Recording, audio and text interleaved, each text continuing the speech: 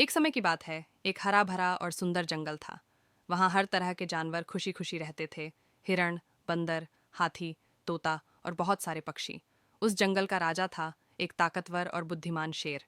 शेर का नाम था राजा विक्रम। वह न सिर्फ ताकतवर था बल्कि सभी जानवरों की बात भी ध्यान से सुनता था और न्याय करता था। सभी जानवर उससे बहुत प्यार करते थे। एक दिन जंगल में एक लोमड़ी आई जिसका नाम था चंचल। वह बहुत चालाक और धूर्त थी। उसने देखा कि सब जानवर राजा विक्रम की बहुत इज्जत करते हैं, तो वह जलने लगी। चंचल ने एक चाल चली। उसने जानवरों के बीच अफवाह फैलानी शुरू कर दी कि शेर अब बूढ़ा हो गया है और उसे राजा नहीं रहना चाहिए। कई जानवर चंचल की बातों में आ गए। जब ये बात शेर को पता चली तो उसने एक सभा बुलाई। वहां उसने शांति से सब जानवरों की बातें सुनी और कहा, अगर तुम सबको लगता है कि अब मैं राजा नहीं बन सकता, तो मैं एक आखिरी परीक्षा देने को तैयार हूं। अगर मैं हार गया तो जंगल का राजा कोई और होगा।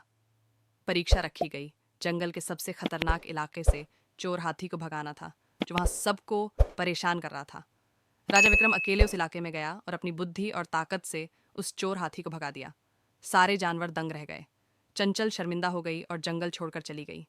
फिर से सभी जानवर शेर राजा विक्रम के पास आए और बोले, माफ कीजिए राजा जी, हमें आप पर कभी शक नहीं करना चाहिए था। आप ही हमारे असली राजा हैं। शेर मुस्कुराया और बोला, सच्चा राजा वही होता है जो जनता की सेवा करे, ना कि सिर्फ राज करे। सीख, कभी भी दूसरों की बातों में आकर सही का साथ छोड़ना नहीं चाहिए। सच्चाई और अच्छाई हमेशा जीतती है। एक समय की बात है, एक हरा भरा और सुंदर जंगल था। वहाँ हर तरह के जानवर खुशी खुशी रहते थे। हिरण, बंदर, हाथी, तोता और बहुत सारे पक्षी। उस जंगल का राजा था एक ताकतवर और बुद्धिमान शेर।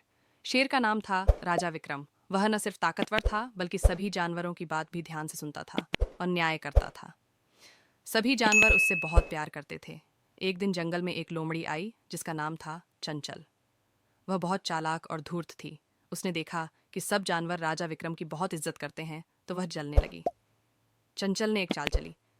उसने जानवरों के बीच अफवाह फैलानी शुरू कर दी कि शेर अब बूढ़ा हो गया है और उसे राजा नहीं रहना चाहिए। कई जानवर चंचल की बातों में आ गए। जब ये बात शेर को पता चली तो उसने एक सभा बुलाई। वहां उसने शांति से सब जानवरों की बातें सुनी और कहा, अगर तुम सबको लगता है कि अब मैं राजा नहीं बन सकता, तो मैं एक आखिरी परीक्षा देने को तैयार हूं। अगर मैं हार गया तो जंगल का राजा कोई और होगा। परीक्षा रखी गई। जंगल के सबसे खतरनाक इलाके से